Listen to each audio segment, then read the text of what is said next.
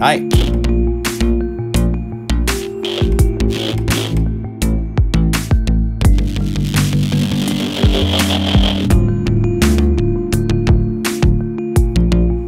How you doing?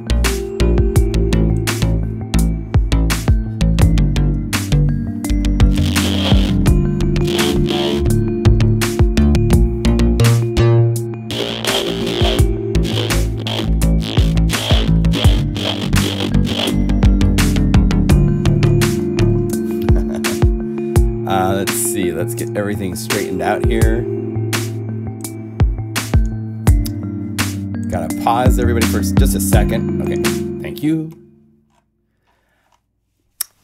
Welcome. My name is John Skippy Limcool. This is a new live stream, the first one of 2018. Oh, and there we go. Playing back over here. So let's pause. Let me pause because we don't need to have that going, but I do need to do a couple things. Greetings, everybody. And Happy New Year. My name is John Skippy Limcool. Welcome. This is live stream. I don't even know what number this is, but welcome. Glad to see you guys. I have kind of an interesting agenda since it's so cold in a lot of the world. We have this big freeze going on the East Coast here. And because I have a new computer, I'm kind of dividing this into a couple different things. Introductory, when you first get a Macintosh computer, it's not set up right. There's things you can do to make it a much more nice experience. And I've had to go through that, and I kind of wanted to share some of those things with you. Yeah, below zero in New Jersey. Raymond, keep a coat on, keep the heat up, right? So I'm going to talk about the interface for Logic. Even as you can see, this is kind of the default startup. It can show you so much more information than what it shows you when you start up. So I'm going to talk about that. The concept of freezing. I'm just got a little idea going that I was working on.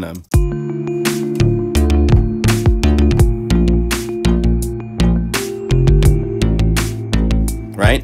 I'm going to keep building on this for a minute, get it bigger, to the point where it almost kills my computer. And then we're going to freeze parts so you can see what happens after you've frozen stuff. Thank you. Yeah, it's the same computers I had before, except it has 12 cores, and it's running the new operating system. So let me see. Let me show you something. I showed this last night. I did a test run last night to make sure everything was working right.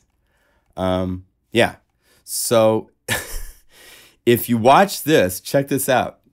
We now have access to Logic, Digital Performer. I did the cross-grade, Reason, Bitwig Studio, Ableton Live, Core Gadget, and Mainstage.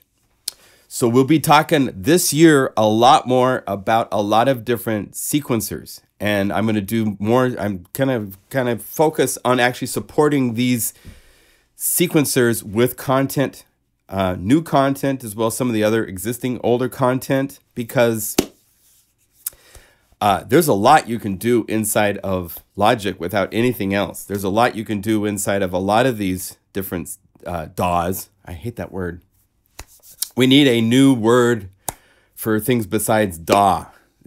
That's the most unattractive word for this creative environment. It's, when you're an artist, it's your palette and all these beautiful, optimistic, work. And yeah, here I am sitting at my DAW working again. It's just like, oh, really? Okay. Host. Host is a good word. Yeah. I like host. That works. Which host has the most, right? So I want to show you some of that kind of stuff. And I was going to hopefully get to the point of showing you some viola or violin, but I don't think I'm going to get there. They're not ready to show yet. But there's a lot to talk about. So I think we will still have a very live and enjoyable live stream today. I'm just welcome. Yeah, DAW is almost as bad as GUI. Yeah. Hey, Sonny. Welcome, all you guys. It's good to see so many nice names. When you do these each week, it gets to be like, do something on DP9. Yeah, I will. I'll cover. I started with, here's how old I am.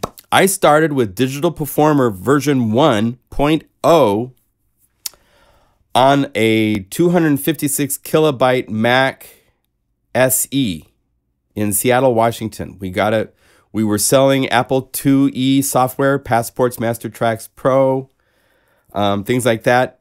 The new Apple Macintosh was released. We got one. One of the first sequencers was Digital Performer. And so in those early days, we were selling lots of Digital Performer. Actually, it wasn't even Digital Performer, it was just Performer. It hadn't turned, the whole digital came, that was added to the name of the sequencer when it became able to record audio. It's like Logic Pro was just Logic. And then they went to Pro, actually it was just Logic and then Logic Audio. And then Logic Pro is what they changed the name to a couple revisions ago. Yeah, so why can't I view OMG Volume 2 making drum grooves in Omnisphere 2? You should be able to. It's a YouTube video, and they're free. So anyway, so dealing with the Macintosh computer, let's start there. Yeah, I started with the Atari ST computer too. Hey, Aaron. Welcome. So when you get your computer, it looks kind of like this. You don't see the hard drives. So the first things you want to do is you can go to the Finder, to your preferences, and you want to go over here to the sidebar and turn things on that you want to see. You should be able to have it so that I've got it so I've got the external hard disks and hard disks. In other words, I have, right now, let's see, I have this hard drive showing, these hard drives showing. Back in the day, this is how your computer came. You could see the hard drive. Apple has hidden it, so you don't see these. Hard disks, external hard disks. It's all kind of hidden. So you have to turn preferences on. I guess if I close this, do they go away? Huh, now they're showing up and staying. But you can go down the list here and turn things on. You could add if you want to see music or pictures. These are things for over here, for the sidecar, right here. There's another set of preferences. See how down here I can't see the hard drives? If I turn this on, now I can from the sidecar, which is really important. And external disks is important too. I believe there's another preference right here, show view options. This is especially important when you open up the Macintosh HD and you go to users, to your own folder, then go up here to show view options. And this is where you can turn on showing the library folder. This is where all the Spectrasonics preference files are saved, are inside of this library folder. And you only get that option if you're inside of a folder that you want to have the library show up that it's not showing up. So you have to go, for those of you that don't know the architecture of the computer, just real briefly, you have a duplication of this library folder also in each user's folder. There's abilities, that's why each person can have their own setup. And certain programs will save things inside of your folder in this library folder. And Apple thought it would be a good idea to hide that. So if you go here and then go to view, show view options, you can go from not showing it to showing it. So that's an important thing to turn on. The hard disks, showing the hard drives. I can't remember exactly where I did that. There's, is it show view options here? No, it's not the show view options here. There's someplace that I had to turn on, maybe general. Yeah, here. So without these turned on, you don't see any external hard drives or anything that's part of your system. So you want to go to your Finder to the general and set these on. It's helpful to be able to navigate through all the files in the navigation system by having it show up. So it's kind of silly that it doesn't show up by default. It's just kind of like, are you kidding me? Really? Now let's talk about file management. I have a 3 terabyte and I have a 4 terabyte external hard drives. I used, if you go to applications to disk utility, actually go to utilities, there's a disk utility patch program right here that you can use to partition. And so I partitioned this drive to have 2 separate hard drives. You can, when you format it, you can go into partition and set it up to be divided into 2 separate partitions if you want. So I have that to store all my media. And so I decided the sample one was actually going to be one of the 2 terabytes. And then this folder of my sample library is, yeah, it's 0, 0 right now, right? It'll take it a second to calculate it, but it's over 1 terabyte already. Hello. Anyway, it's quite large because as you can see, it's so I have put many things here. And in the old days, we had aliases, these alias commands. I have found a better solution I want to share with you because I've been able to move things to the sample libraries folder that you might not normally be able to move, and they still operate correctly. If you go into applications, actually not here, if you go to library, to application support, to something like Logic, right? Oh wait, not Livestream Producer, but to Logic. See right here, this is Alchemy symbols. This is the EXS factory samples. If I take a look at this one folder, let's go up 1 level. These 3 folders, and here's another preference that's really handy to turn on all the time. Go to show view options and say calculate all sizes and use as defaults.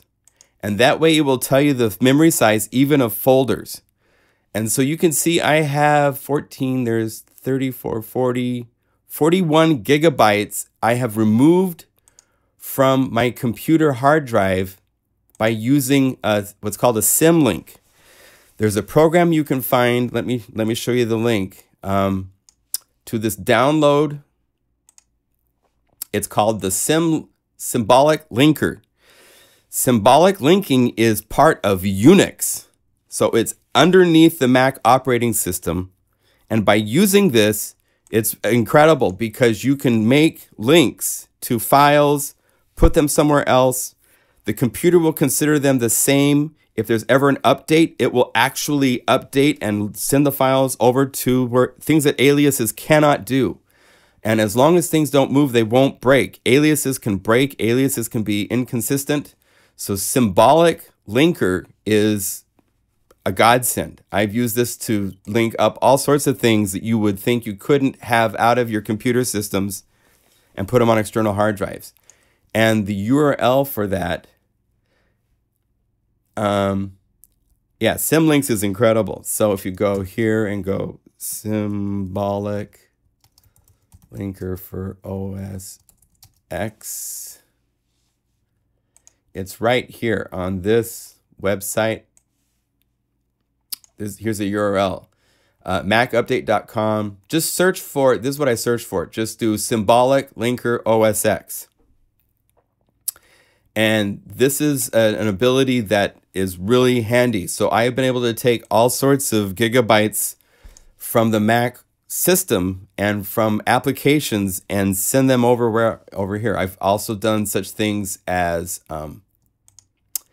if we go here to the sample libraries, to the native instruments folder, which is right here, Absinthe 5. If you go over here to applications, oh wait, no, again, library, application support, native instruments, and again, use the handy dandy view options, make sure it says calculate all sizes so you can look at your folders, and you'll notice your Absinthe folder is like 1.6 gigabytes in size. And so I went in here, and what you do, the process is very simple. You take the original folder, you copy it to your external hard drive. So I first copied samples over here, so it's right here.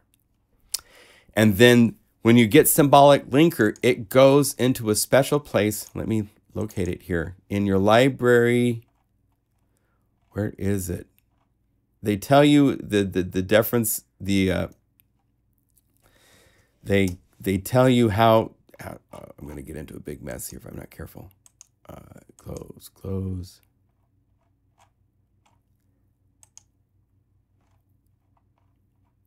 It's not extensions. It's they tell you instructions there. I'm kind of looking really quickly here to see if I can find it. Yes, move them to a RAID hard drive if you've got it. Heck yeah. Wherever you can put it,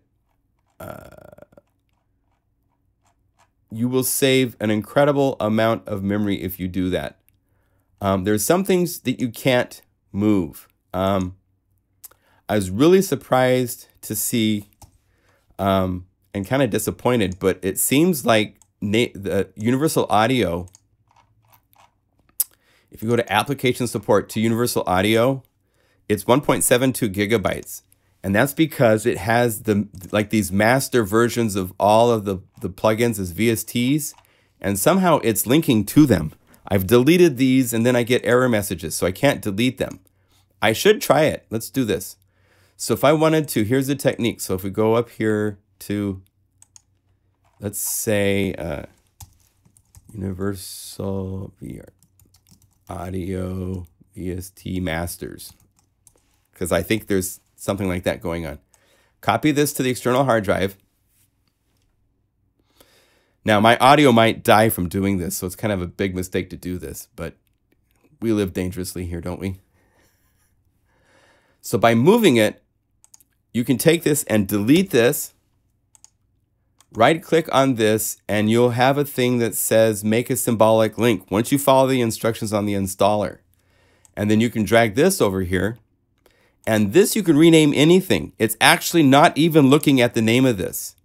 You can rename it anything you want. It's looking at the ID that is used underneath the name that you see in the macOS Finder.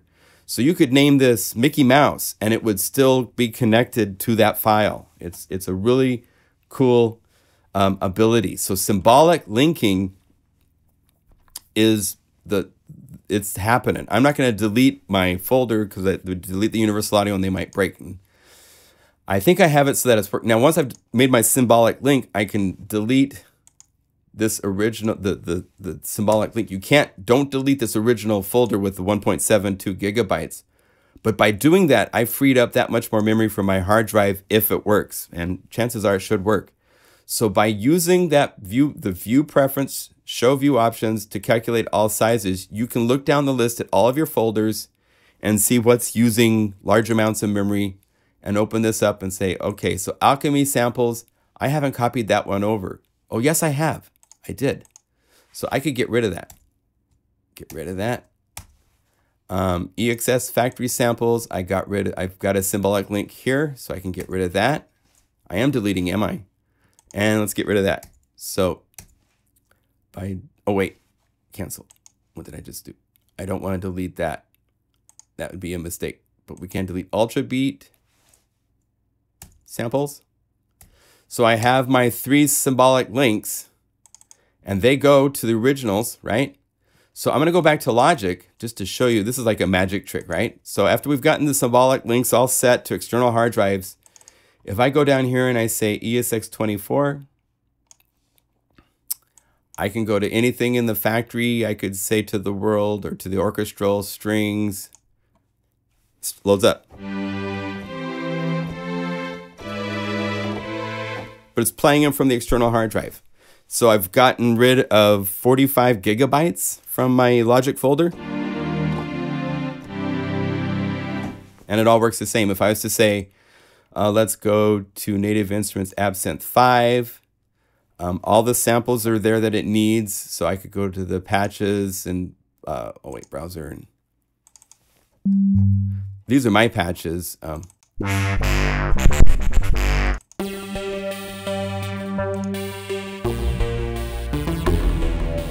Some of these are not using samples right here, but some will be. Actually, we have to go to pads. I know some of the pads. Oh, it's not showing the whole length of the patches. Interesting.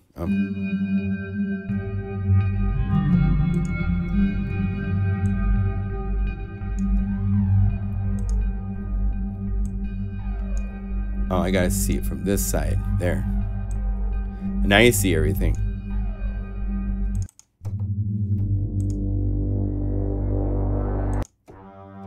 Yeah, so here we got samples. And it's accessing these samples from the external hard drive. It doesn't know any difference. So the symbolic linking, if you have Mac OS and you want to get your hard drive to where instead of saying you have, I have a 512, I think 500 megabyte SSD hard drive. So this would normally, with everything that I've installed, this would be at about 90 gigabytes left. But I have moved everything to an external hard drive to those using this symbolic linking, and everything is working just fine. Nappy Hui or Jerome. Hi, Ivar. What is the old shareware? Hey, Guru, was yours the old shareware store in Seattle? Jerome, I don't know what you mean by that.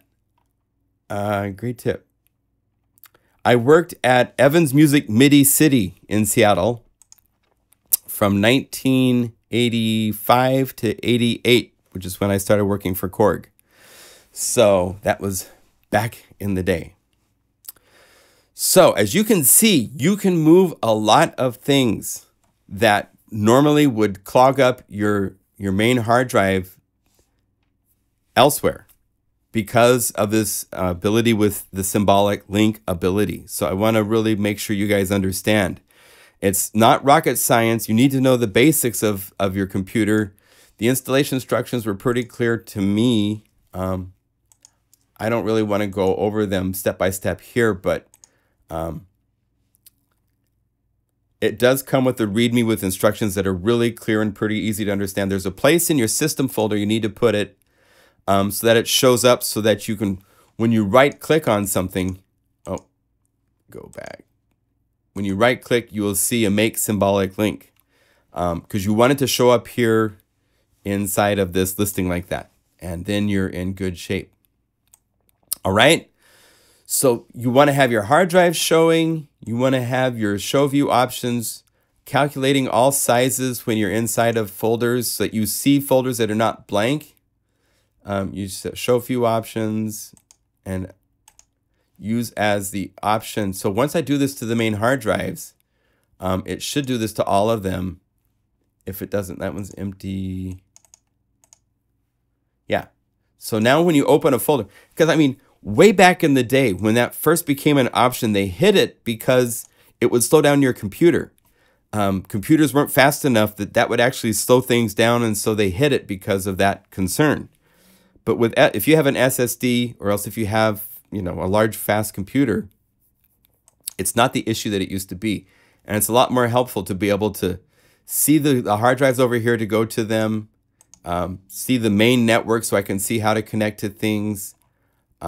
It's much more handy that way. So those are some Mac tips to get you going, save you a lot of memory. When you get to Logic, it's a similar thing. I don't understand why these companies do this stuff. I guess because if you're on a laptop, you wouldn't want this to be much wider than this. But this is a little checkbox in the new version of Logic Pro that lets you customize the control bar and display. And seeing information here, like when I play notes, all I get is a dot right now. That's the only thing that's telling me I'm playing a note. If I go over here to customize the bar and display, go to the LCD, that means this, and just say custom. You don't have to say anything else. And now I see the note and I see the velocity. If I send controller data, it shows me the controller and what controller number it is, or else if it's pitch bend, it shows you symbolically what those are. If you play chords, it will tell you the chords, which is cool. If it's helpful, if you're writing and you're trying to, someone says play a G minor and you're going like this and they're like, dude, G minor. Oh, I got a flat. So it's helpful to have this displayed. Other things that are nice to have over here that are not showing. Software monitoring is a nice thing to have. I think I'm going to make this wider. Software monitoring is, or what is it? There's another one. Low latency mode is really handy to have. if you, let me see, is there any stuff? And then cycle. You want to have cycle so you can turn it on and off. And you want to have capture recording. This is an important one. This is the reason I love Logic over anything else on the planet. Other companies and other things now have this, but you could have this that these are just looping. And I could be on the bass and I'm not recording, right?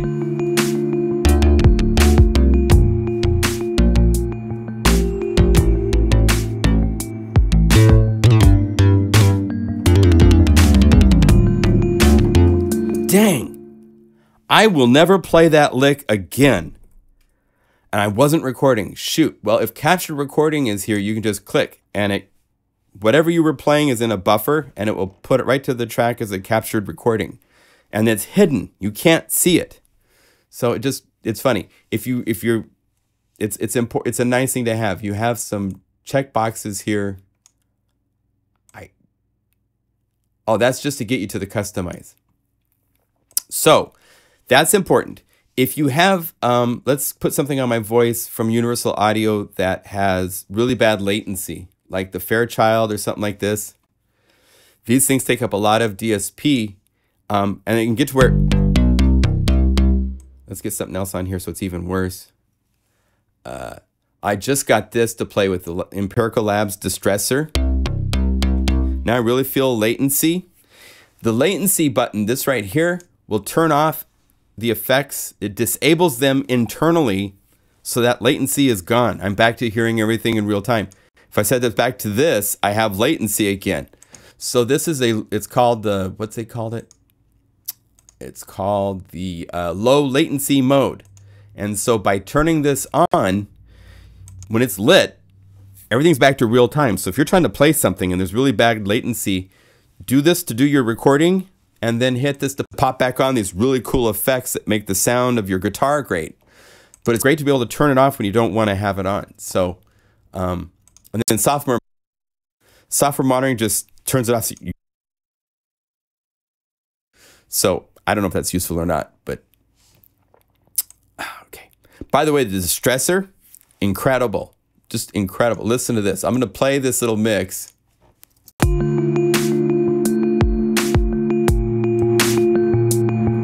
Let's really nuke it. Let's go to nuke.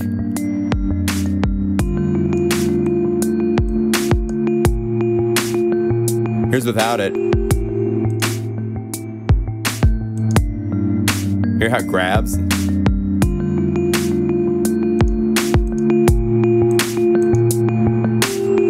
Get some distortion.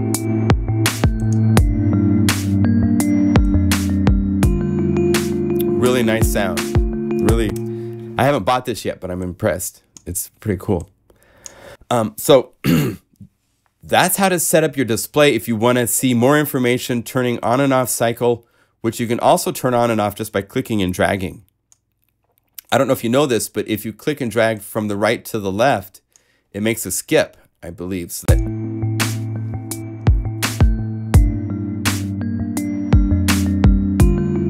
no. It used to be. Maybe is there a different key command now to do that? There it is. I guess holding down command. Command will let you skip. So let's zoom in a little bit. I'm gonna skip 2 measures right here. I want to hear my song without those 2 measures. We start it. So we start at major here. So if you're like songwriting and you're like, what is it? I don't know if I like that part or not. You can actually hold down command and go from the right to the left to create a skip. So you can skip a section of the song. So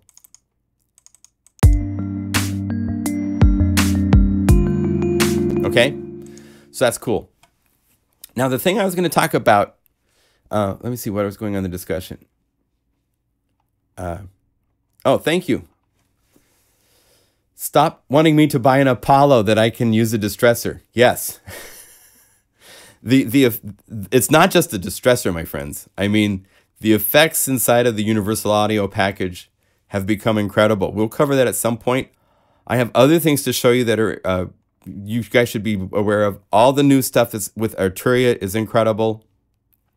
Korg Gadget, believe it or not, comes with over 40 plugins that are audio unit or VST for use, and they're great, as well as all the stuff from Native Instruments. So there's a lot to cover in future live streams. We've got a lot to talk about.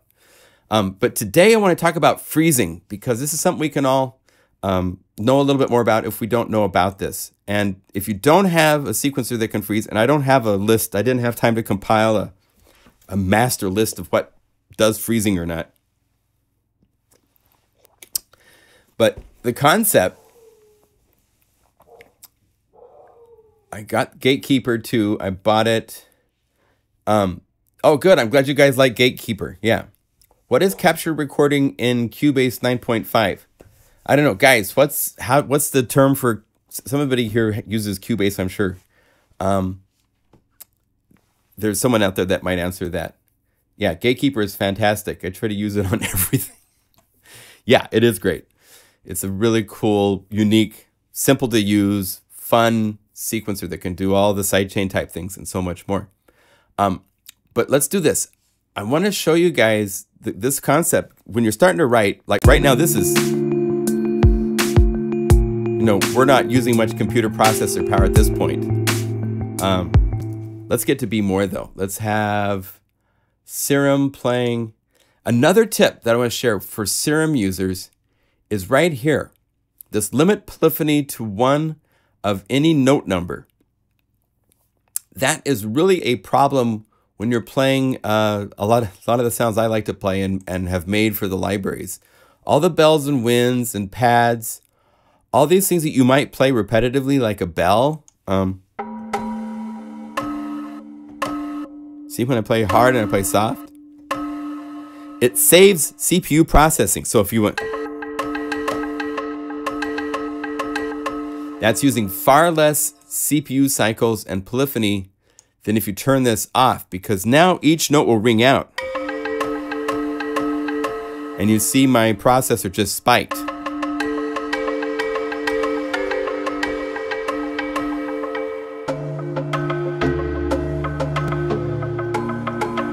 See that? So let's record this. It might get kind of ugly here, but see.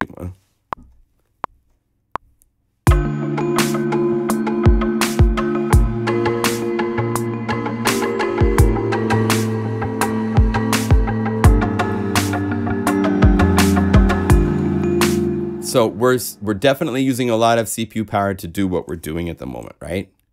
And let's turn off loop. I don't want to loop, but we'll have it repeat 2 times. And turn off loop. So we just got this little 4 major thing, but watch. Oh, and I played some notes wrong at the very beginning. So let's hit P for piano. That pops up the piano roll. I was playing it like a...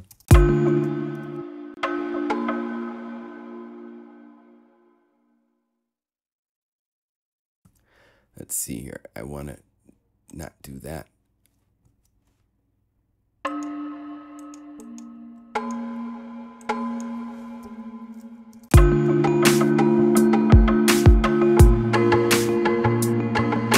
Okay, now Logic, I fixed those just real quickly. Logic hides the freeze button.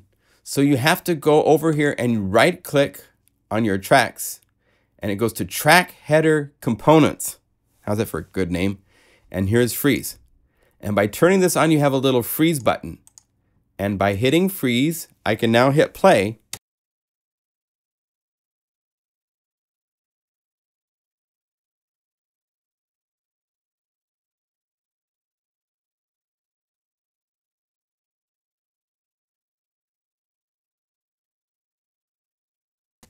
And just like that, then you hit Command period when you want it to stop. Like if you only want it to freeze a small part of the song.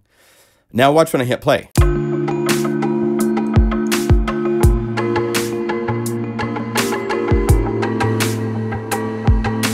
This processor is being used for the live stream, but these used to be going crazy, right? And now they're like hardly even moving. Now let's turn off the freeze again so you can see the difference.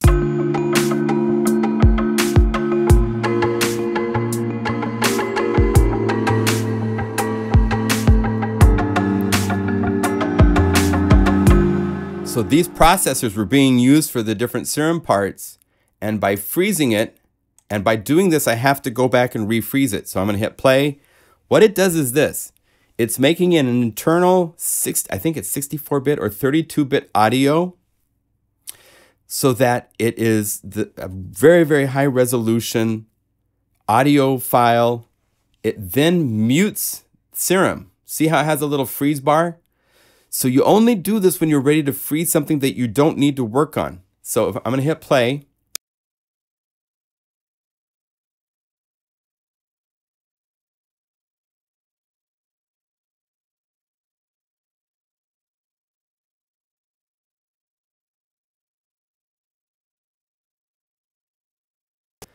And now we're back. And now I have little blips. Just management for the track audio files. Now you can still control the volume and you control effects as far as to the panning. But if I wanted to like go, man, I'd really love to have something like a delay on this. It's frozen. See the little frozen freezer mark? I can't do anything. You have to go in, turn off, freeze. Now you can do anything you want. You could put a delay on this. Go in, edit notes, do what you need to do. Then you need to refreeze it. Let's not freeze that so we can see what this one part. I think he's right here.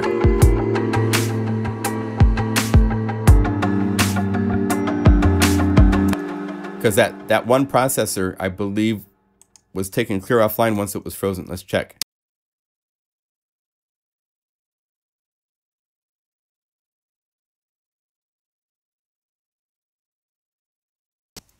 So let's hit play.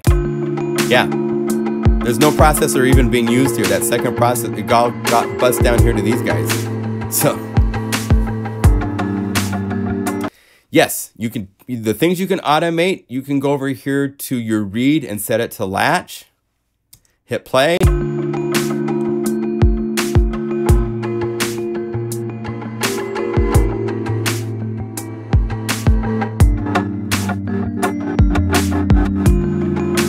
And you could go back, hit play again.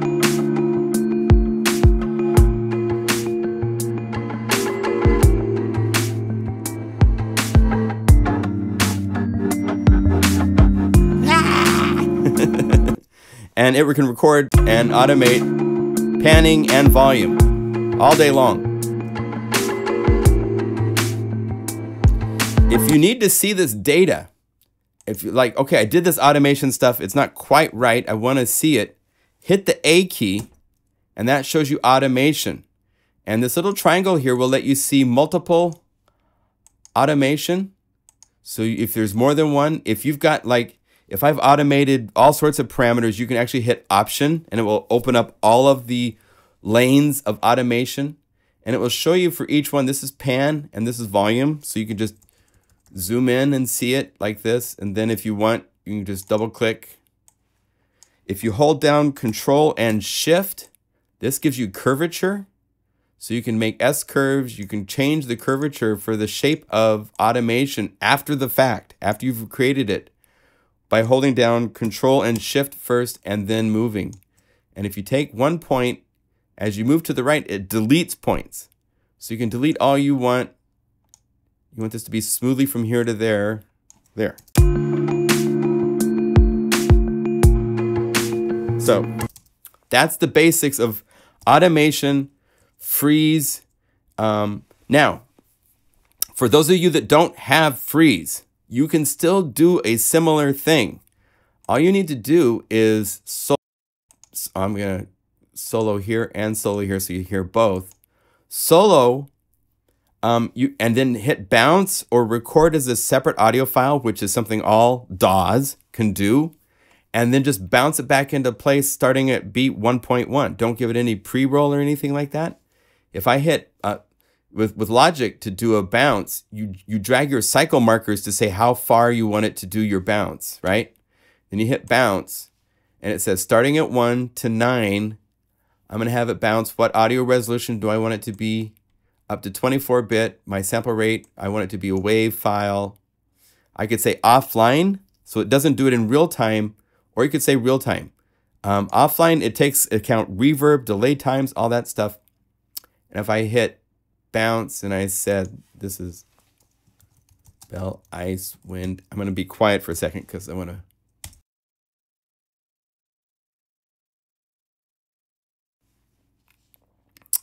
So here is the audio file. So I would just drag this into my sequencer. It'll make it into an audio track.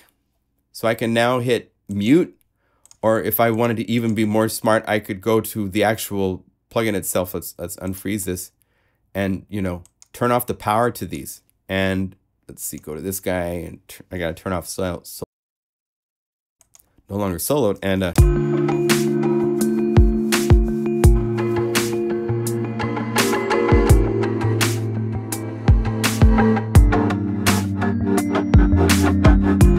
it's sample accurate. So it's playing this audio file. It's not playing this. This part's off.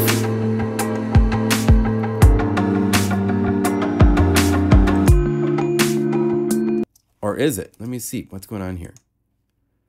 This part's off, so we don't hear it at all. But we hear the audio file. Now, the fun thing with this, let me see what's going on with the concept here. What conversation?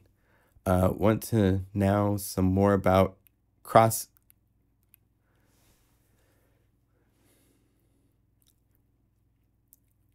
Yeah. I'm going to be getting Cubase as well for this computer to work with.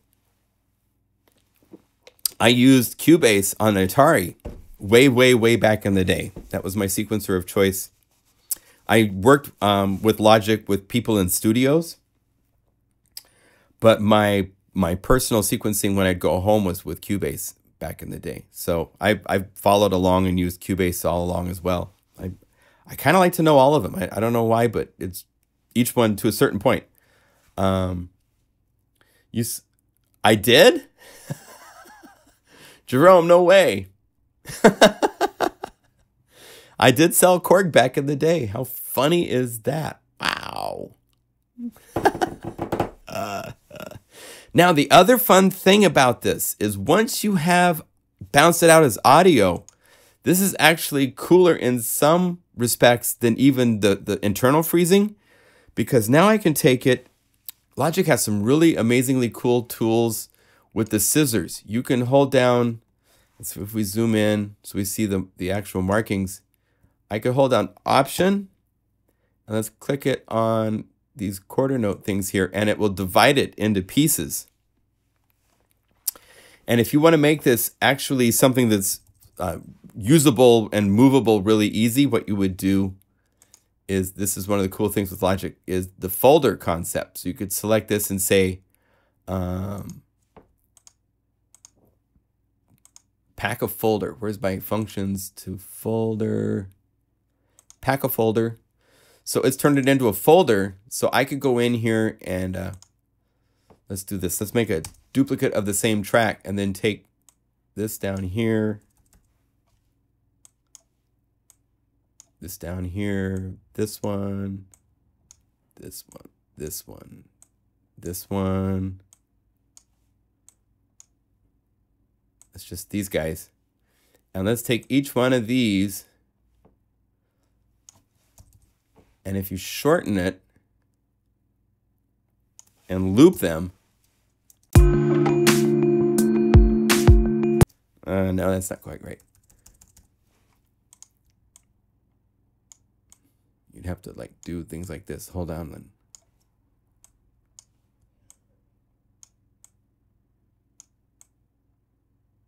You can do all sorts of tricks. You could double click, reverse. You could take some of these and say, give me a new track, and have this part put down here and have this one go through a reverb. Just for fun, let's say Space Designer. Lots of reverb. So,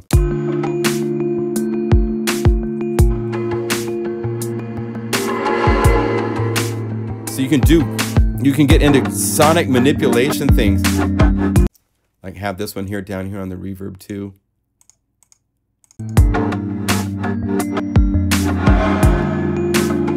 So there's all sorts of things you can do by bouncing something into audio. Beyond the fact that it saves CPU cycles, it gives you this place where now you can chop it up. You can mangle it. You can move it. You can put just a section through Gatekeeper or something through Stutter Edit and the other effects that are like that to create something that in the end result, it doesn't sound like the original because you've now manipulated it as audio. So this is where Ableton Live is really powerful. And we'll get into that stuff with some of the things you can do there in the future. We'll look at that.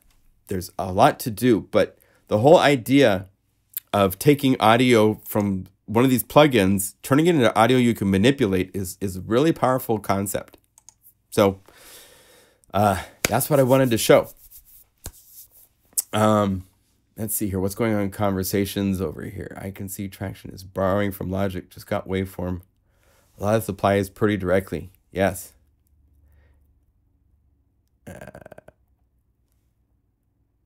Hey, Johan.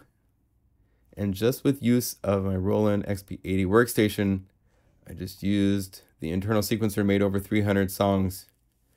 Yeah, you can use built-in sequencers in keyboards. They don't give you the ability to do what we're doing here, but you can bounce out the tracks if you want. If you want to ever master it and make it into something even more powerful, that's definitely a possibility. Hey, Jason. Jason sent, let me find this. You got to see this. Jason sent a video onto YouTube. He'd never done this. This is how cold it is in Canada. He lives in Canada. And it was like minus 30, I believe, or something like that, right? Where's that at over here? So let's go over here. Here's the video. Let me see, how can I do this? Oh, here we go. So check this out. Boiling water, freezing temp.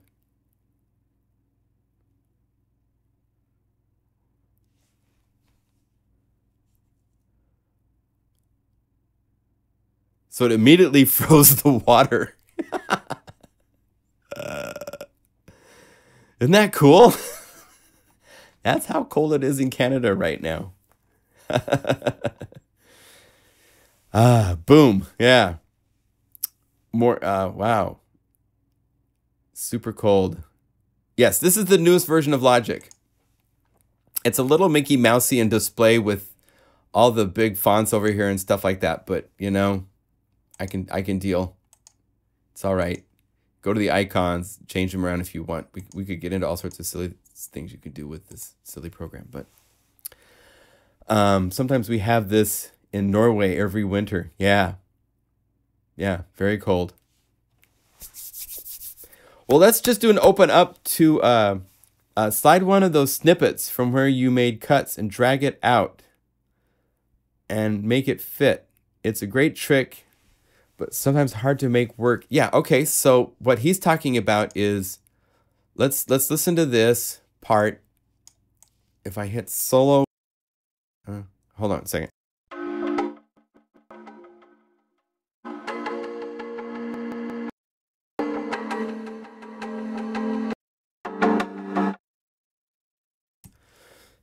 We want to have right here, let's see if I hold down these. If you hold down Control and Option, that gives you zooming in abilities. And if you click anywhere else just once, it will zoom out, which is really great to zoom in and zoom out. I want to take this, I want to bring it to where I want to, oh wait, I'm doing it to all. I just want to do it to this one. We're going to have this one start here, and we're going to get rid of this and this and this and this. If you hold down Option, when you drag, look at it's dragging it.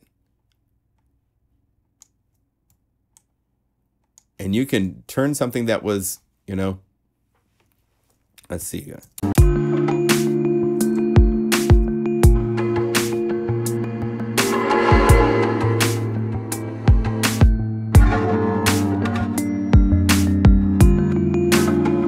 So you can drag it to fit to a certain measure if you want. I would actually probably move this a little bit sooner like that, and then drag this a little bit farther. Sounds funny. Yeah, well, it's experimenting. You would find the thing that works.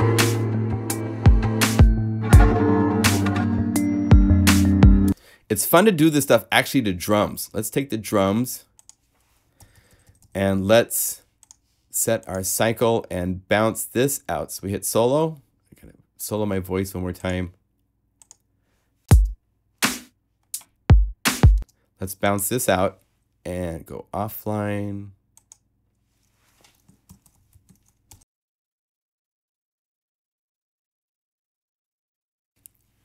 And so now I have a variation. And so what I might do is first drag the drums in to nowhere, and it will automatically add it as a new audio track.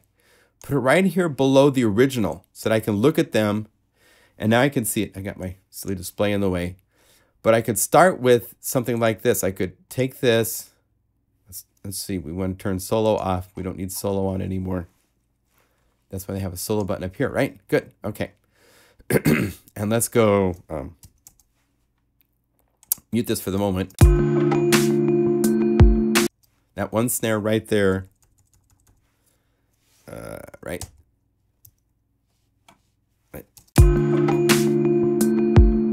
Right there.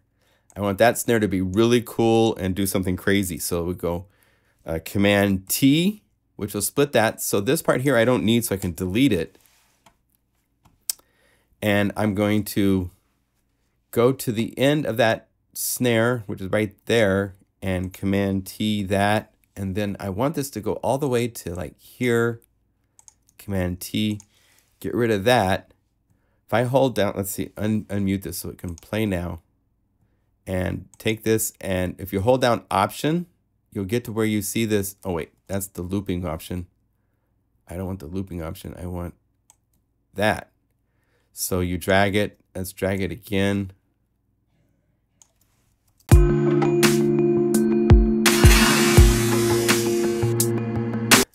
And then you do tricks to it. I mean, this is the raw audio, so you'd go back and maybe fix this to be a little bit sooner.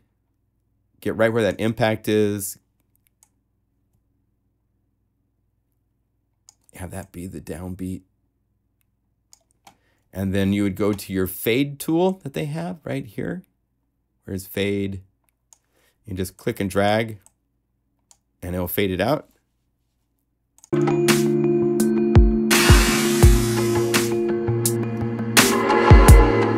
So you can do stuff like that really easily to modify. It takes time to do this kind of stuff. This is the kind of work that takes a lot of work. It's not just putting something on it and it's done, you know. There's places you can do that do things like that, but you know, it's experimenting that can get lost in how long it takes to do things that are really fun. But the end results can be really interesting and really cool. So spitting something out as audio and muting the original is a great way to save and get to where, if I was, like I showed you, I'm not going to bury this computer at this point, but if I had a full production going, it could there are many cases where I have played songs on MacBook Pro live that if I unfroze everything, there is no way that MacBook Pro could play it. But because it was able to go through and turn everything into audio tracks for the important CPU heavy things for this live performance, it plays without any problem. It doesn't even take that much of the computer power, so you don't risk crashing and stuff like that. So it's good tips like that are what kind of just, these things are fun to play with, experimenting, taking things that are just the electric piano part. There's all sorts of ways to take it into different places, and that's something we'll be looking at through the year. Lots and lots and lots of fun stuff. So, yeah, sound is good here. So, all right, I'm about to wrap up. Any questions? We'll open the door up to questions. There's so much I could show you, but I'm going to really try to limit myself and make this just an hour live stream each week. And keep focused. Not easy for me to do. I am not known for being skippy. Only out of coincidence, someone asked me yesterday with the 10.3.3 update has problems with controller mapping, VST parameters. Oh, that'd be a good one. What's your New Year's resolutions? Let's share some resolutions. You're welcome, Silver. My pleasure. He said super generous. I do like to share. And make sure that, oh, by the way, I'll give a little plug. Make sure you come to my website, plugandguru.com. Lots of sounds for all sorts of products, of course. Oh, come on. Hello. Where's all my products? There they are. And I sincerely thank you ahead of time for your support. To not have any resolutions. So any word on when the next Omnisphere update is going to land? I have no word. I think with the NAMM show coming, there's rumors of like a 2.4, I think, is next in line or something like that. But I do not know any dates or what will be in there. Eat more veg, make more Omnisphere patches. Yes. Was messing with your patches from the Bob Mo tribute library. Aces. Thank you. Yeah, all right, Alexander. Thanks, man. Got a nice surprise for you. Oh, thank you. Yeah. Oh, I should show you this. Check this out. One of my customers. Check this out.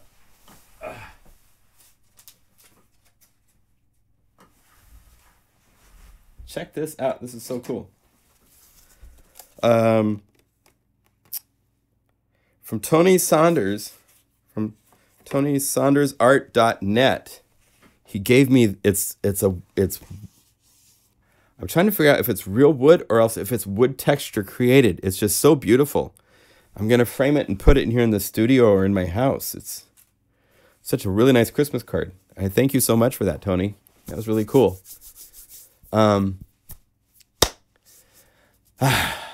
Yeah, stay healthy, stay happy. Happy New Year.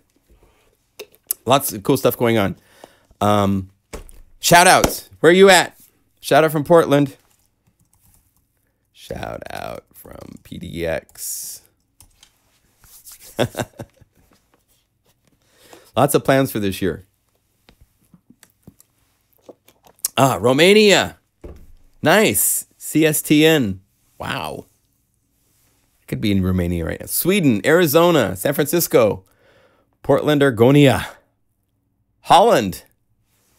Ivar's in Norway, Bangkok, the Netherlands. I'm stable and you're a genius in New Jersey.